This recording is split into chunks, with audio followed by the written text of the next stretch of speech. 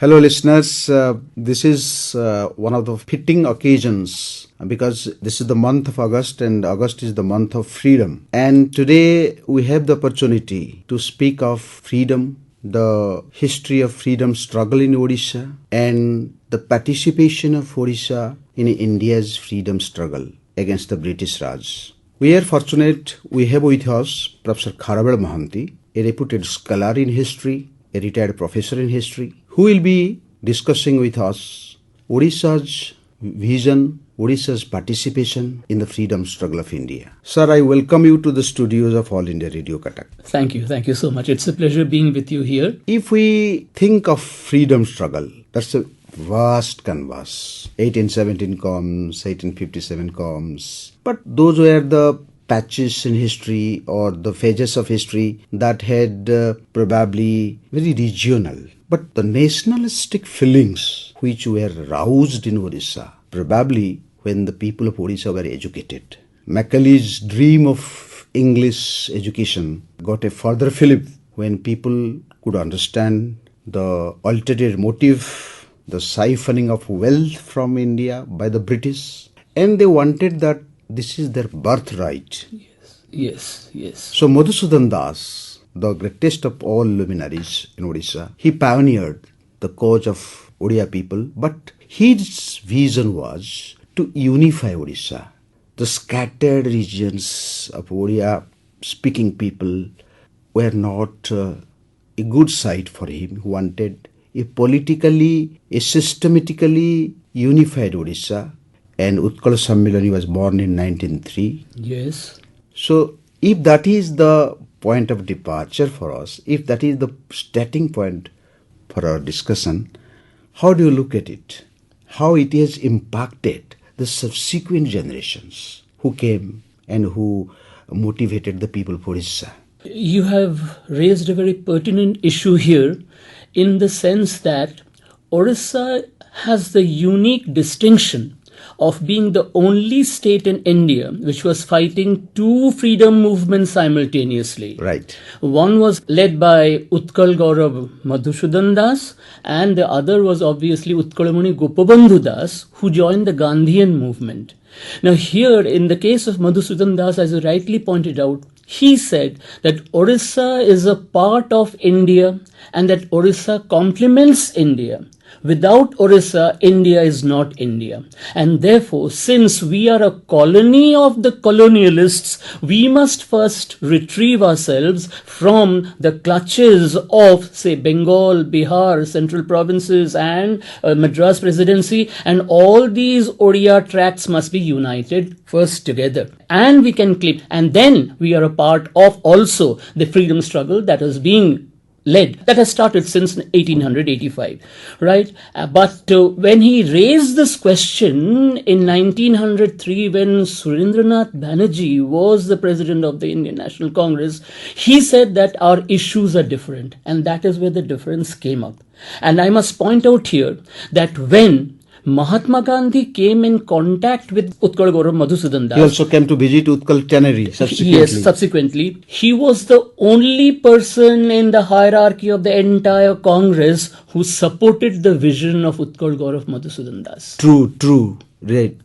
But Madhusudan, I don't know, he was disillusioned. He didn't have that kind of trust in Congress. Yes, that is because because he said that we are a part of the whole, and the whole cannot be a whole by omitting a part. And as long as this dream is not fulfilled, how can I shall first think of my people, Odia language, which is in danger, Odia literature, which is dying down. I must revive that, actually then become a part of the freedom struggle. He never opposed Mahatma Gandhi. And Mahatma Gandhi rightly said, if I only had 10 people like Utkal Gaurav Madhusudan Das, then my freedom movement, I would have achieved what I want to achieve much earlier.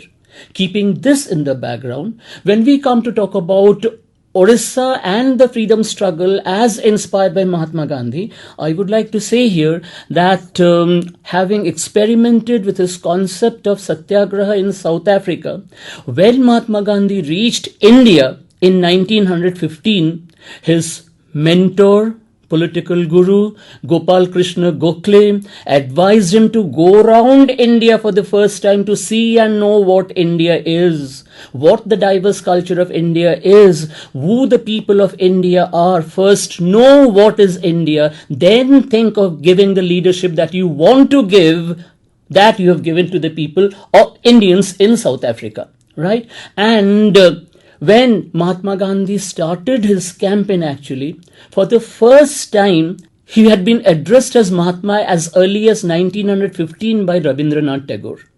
Yeah, and he founded the Sabarmati Ashram in 1917. In 1917, he came in contact in the Sabarmati Ashram with the first Odia, Gobind Chandra Mishra, who gave him idea about what Odisha is, where Odisha is, what is the condition of the people of Odisha, and that perhaps the people of Odisha would like to see him and meet him and know that here is a man who could do so much for them. And it took 6 years to come to Odisha. Yes. And I surmise, probably because of Rolat Act, Jallianwala Bagh massacre took place, and there was discontent among people because there was a draconian law, and maybe that did not impact too much in Odisha. But Odisha was also one of the 8 states that had the diarchy. Yes, yes. So, do you think that was one of the causes of Odisha's motivation of joining freedom struggle? Yes, very much so. But before that, I would like to tell you here, and something is very important. You know, in 1919, you see the Montagu-Chelmsford. Yes, Montagu-Chelmsford report, diarchy, and Jallianwala Bagh massacre. 1919-1920, there was a severe famine in Dobhara in the Puri district. Right. And this famine was reported to Mahatma Gandhi in Sabarmati Ashram in a letter by Utkalamani Gopabandhu Das, who did not yet have a personal contact with Mahatma Gandhi. He wrote that this is what is happening here, where actually people do not know, people are dying, there is abject poverty, and that this famine had spread to Puri Sadar, Gop, and Banapur, yes, all these areas. And when he wrote this letter to Mahatma Gandhi, he said, please come and have a look, because by that time, you know, and there was no organizational institution or organizational unit in Odisha of Indian National Congress. Absolutely not, absolutely not. And then when Mahatma Gandhi read that letter, he wrote back to Gopabandhu, give me all the details of what is happening there. And then Gopabandhu again sent a letter. And Mahatma Gandhi was the first, you know, to publish an article in Navajivan to acquaint the people of India that in a state like Odisha, where we are fighting against what you call diarchy, Montagu-Chelmsford reforms and all that, people are dying, and that India must awake to what is happening to this section of people. Yes. And incidentally so, in 1920, in the Calcutta session, when they decided that enough was enough, that we must now start a program, the starting of the Gandhian program in India was the non-cooperation movement, and it was spontaneously the people of Odisha wanted to participate in this movement. Yes, because that was the first ever mass movement led by Mahatma Gandhi, and it did have a tremendous impact on the course of history in India, because it spoke of boycotting foreign goods, it spoke of cleanliness, it spoke of hygiene, it spoke of shunning untouchability. Yes. So these are the things probably the people of Odisha could empathize with, and probably there were the problems for Odisha too. So against such a backdrop, people were ready to accept Mahatma Gandhi to come to Odisha, and Mahatma Gandhi came. Yes. In 1921, March the 23rd. Yes. Mahatma Gandhi came to Odisha 6 times, and the 7th time he was coming here, he came in 1921, 1925, 1927, 1928, 1934, 1938, and then 1946. Yeah. And in the 1928, when he came to Odisha, he led 2 padayatras in Yes. 2 different, phases actually, covering almost the entire coastal district of Odisha, and he covered also other parts of Odisha. But what is important here is that in 1921, after the non-cooperation movement was launched and Mahatma Gandhi came to Odisha, he just cast a spell on the Odia people. Yes. The Odiyas and Odia people were so mesmerized with his personality, and they believed that whatever comes from his mouth is Satyavachan. Here I want to point out something, what actually endeared Mahatma Gandhi to the Odiyas was that in other parts of India,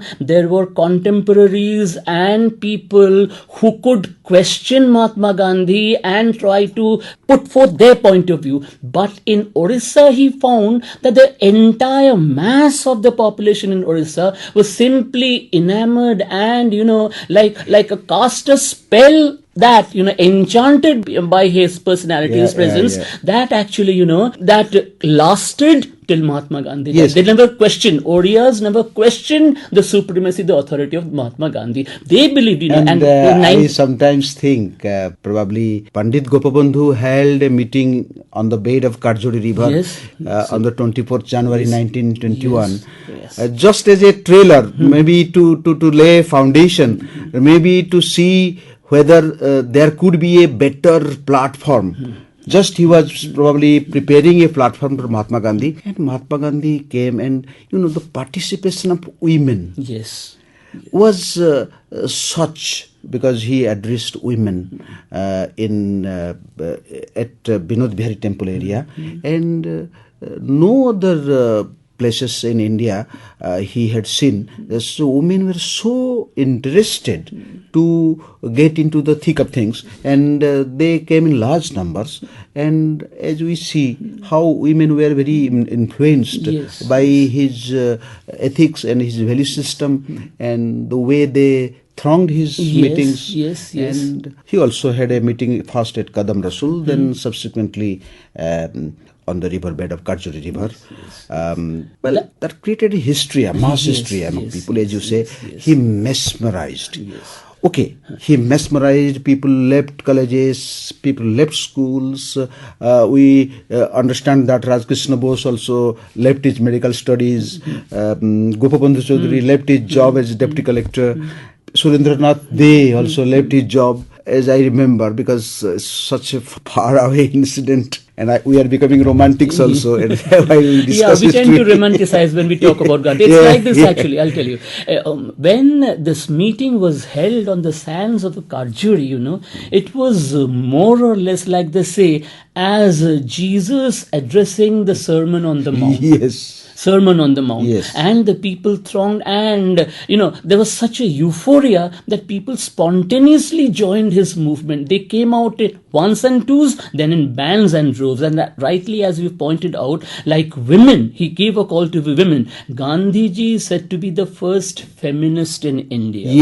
Who pointed out a girl child is the princess of every family. And he was the first who was saying that from a reform-based agenda, we shall now turn to a right-based agenda, saying that if at all a mass movement, Gana Andolana, if it has to be successful, then we cannot just achieve what we want to by negating the participation of 50% of India's population. And that women must now come in and join shoulder to shoulder with the male counterparts, because women have the capacity to run the family and also join the freedom movement. And this was a clarion call that brought women like Sarala Devi, Rama Devi, Malati Chaudhary, and a host of others. And Annapurna Devi also. Annapurna Devi came at a later stage during the civil disobedience movement. Actually, even Mahatma Gandhi learned Oriya from Godavari Devi. That is the Baleswar district. That is the what I think, okay, fine. The non-cooperation movement was such a great success, but for the unfortunate incident at Chauri Chaura, he has to suspend it. But what is important is that, non-cooperation movement in Odisha was much more successful than in any other part of India. And rightly enough, because it was true in Gandhian spirit. Yes, there was no questioning. total following the leader, what he is saying, that he is the ultimate truth that he is saying. And finally, what is important, Gopabandhu, Utkalamuni Gopabandhu was made the president of the Indian National Congress, and he brought in Mr. Rasool as the vice president of Yes. the Indian National Congress, because he said any movement to succeed, Swaraj, if it has to be successful, it must have the participation of Hindus and Muslims, without which it is not possible. And then subsequently, as you rightly pointed Not out, only Gopabandhu, but Jadumani Mangaraj of Yes, Kendrapada, yes. Bhagirathi Mahapatra Yes, of I was going to say that. Jagatsinghpur. One thing I would like to tell you, when Madhusudan was pioneering the cause of Oriyas, maybe he preferred to remain in the background. He had the company, the king of Kanika, Rajendranath Bhanjadev, and Hariballabh Bose probably, and some other luminaries. But do you think he had some kind of elite companions with him?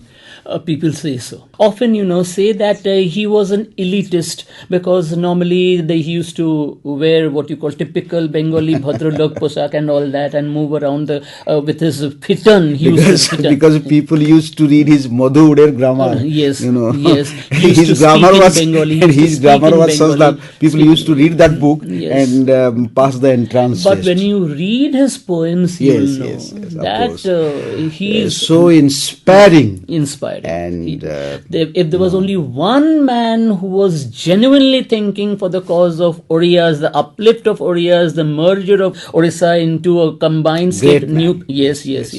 So these things, at a personal level, so every human being has his own likes and dislikes, actually. And you ultimately, when history judges a person, you cannot just keep this in your view and say that this was his drawback and that contribution of Utkal Gaurav Madhusudan Das, that's why we call him the maker of modern Odisha in every true sense of the term.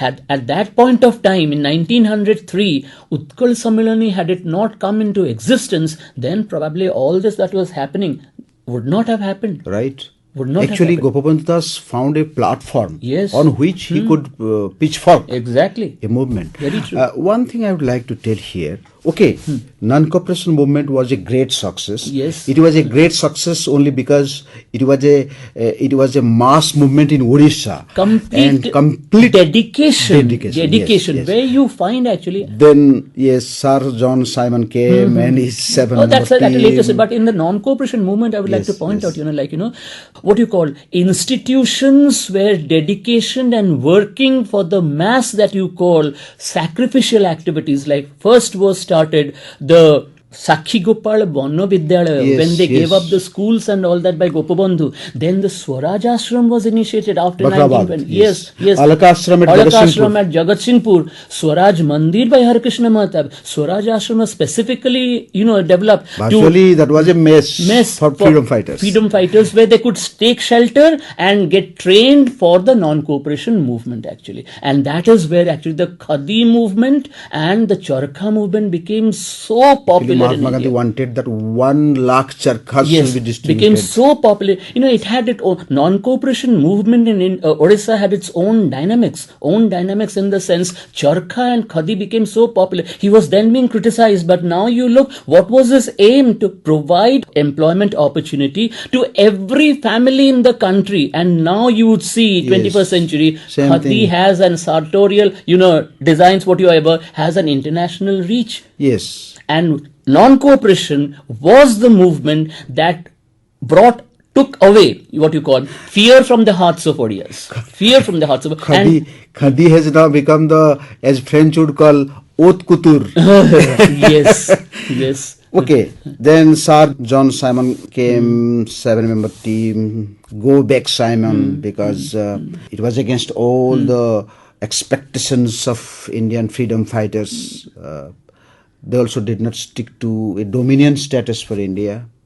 And in the Lahore session, under the chairmanship of Jawaharlal Nehru, the Purna Swaraj was declared. And Mahatma Gandhi's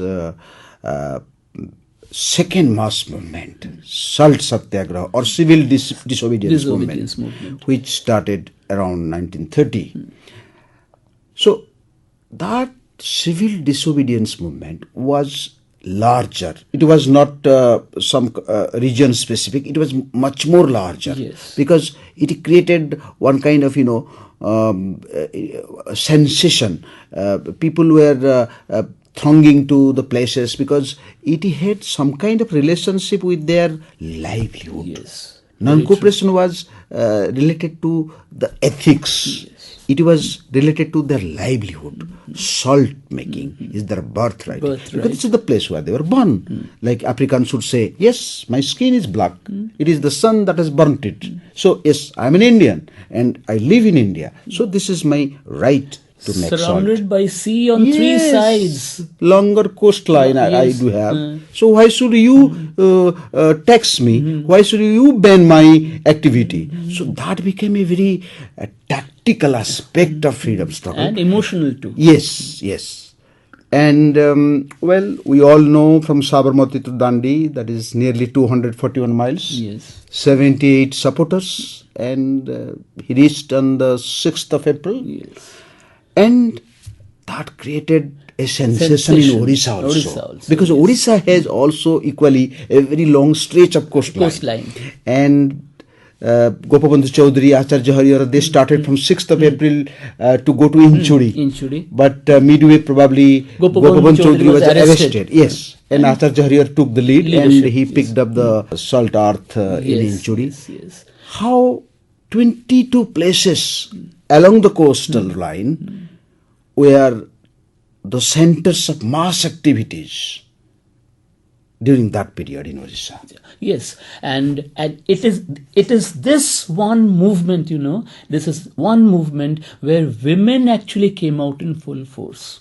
Women came out in full force during the Salt Satyagraha, Acharya Hariyar, and behind him all this host of women came out. And when in Inchuri, salt was finally manufactured. Inchuri stands second in importance to the Dandi salt retrieval. Yes. In India, would you believe this? Yes. That is the achievement. That is the achievement. That is what was the commitment of the Odia people in Inchuri. What they did, that became a national, the Odia people whom we say are backward and so many other things, adjectives which were used actually. But that is where they proved that how much they had. Usually backward people, they castigate forward looking people like that.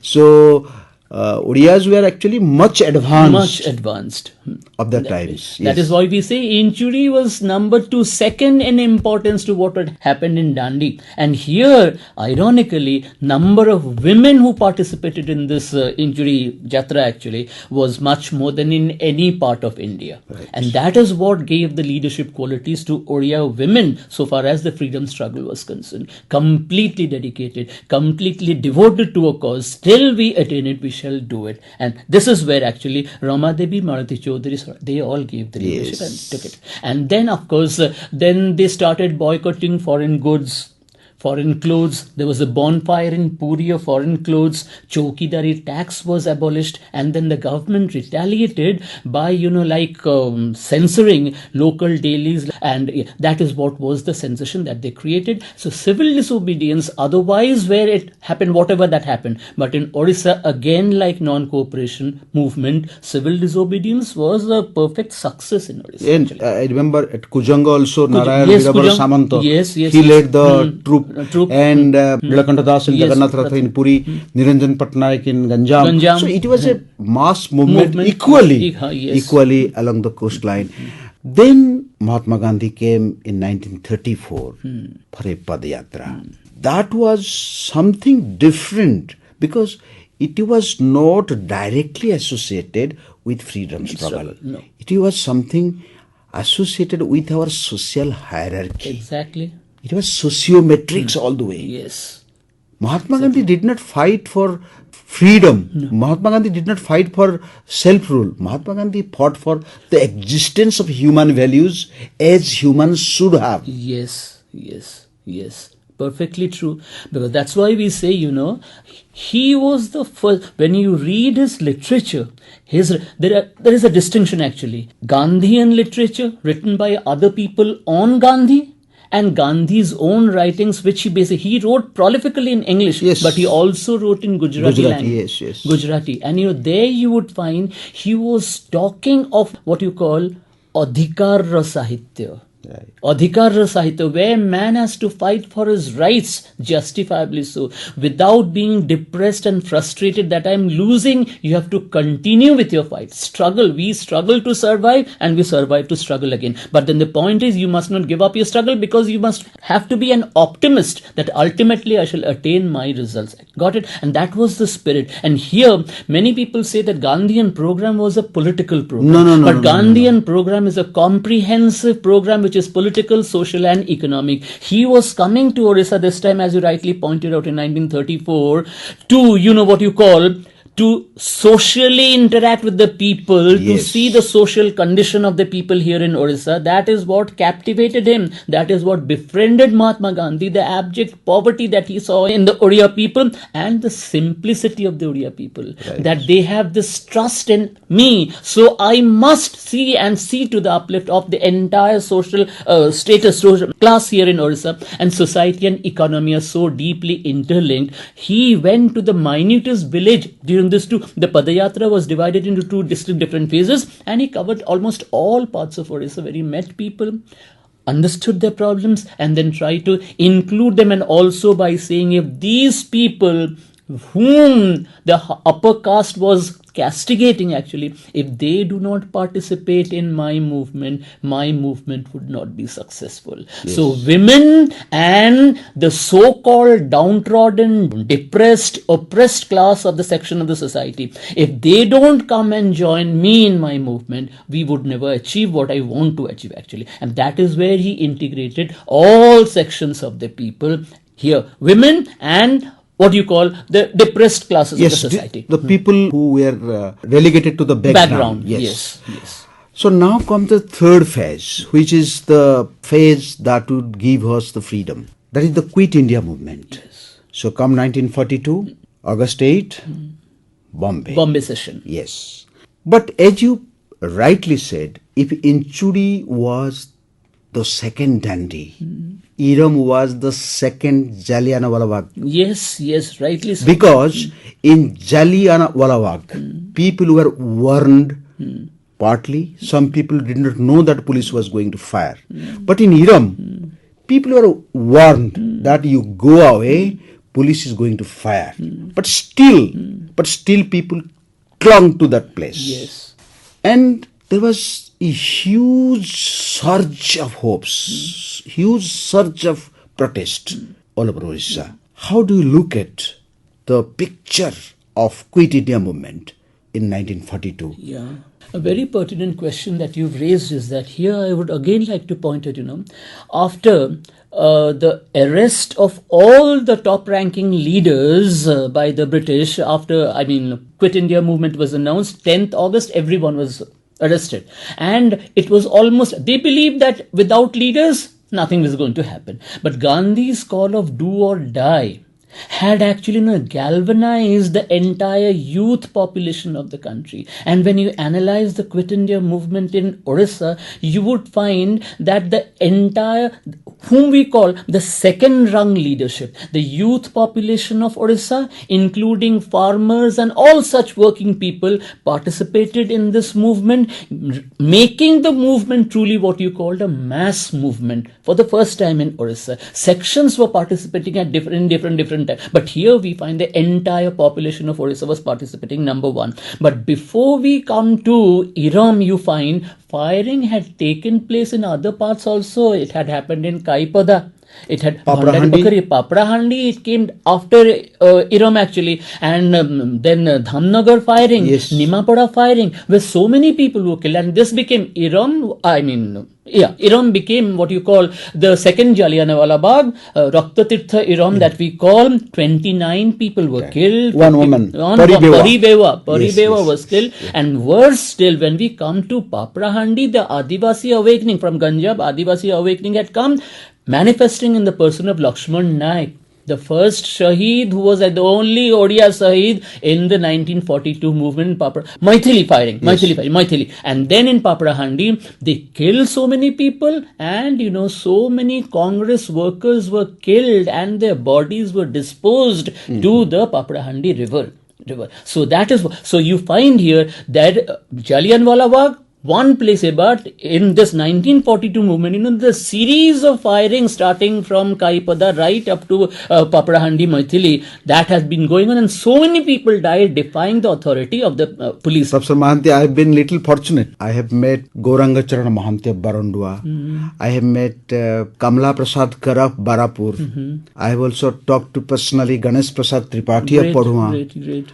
I have spoken to a lot of freedom fighters. And they had that a kind of parallel government called Swadhin Banchanidhi Chakla. Yes.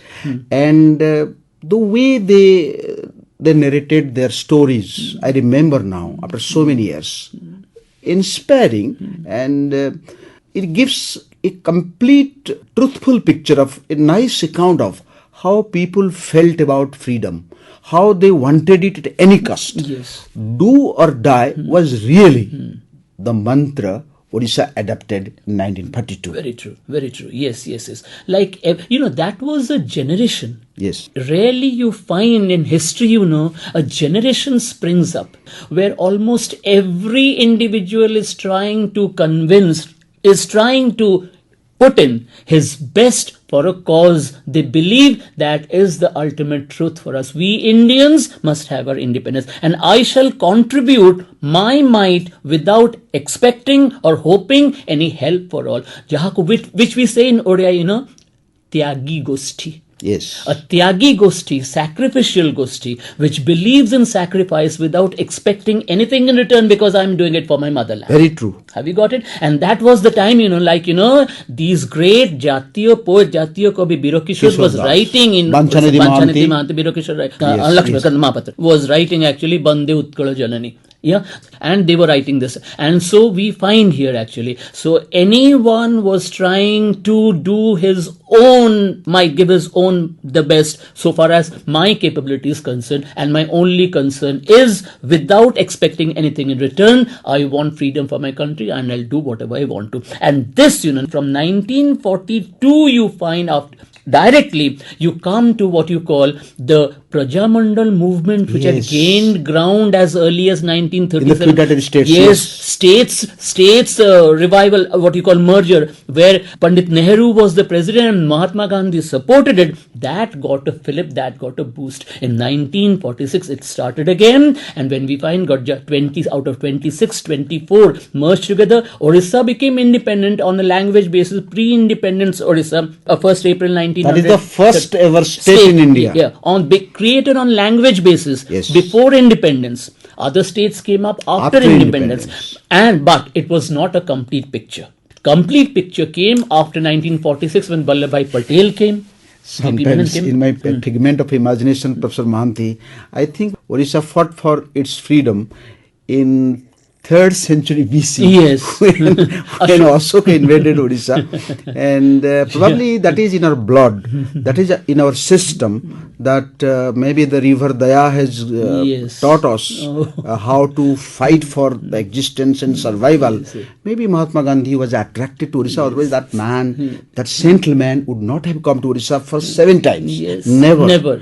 But he came because he saw in them a spark that could turn into fire. Fire, self-respect. Yes. Self-respect. Yes. That is what we call Swabhiman, which Madhubabu espoused actually. Swabhiman, self-respect. That is what he espoused. And finally, Odisha became Odisha, as you know, 1st January 1949, when Mayurbhanj became a part of the Odisha province. So that is the entire saga of the freedom struggle in Odisha. And the saga continues, I tell you. Yes.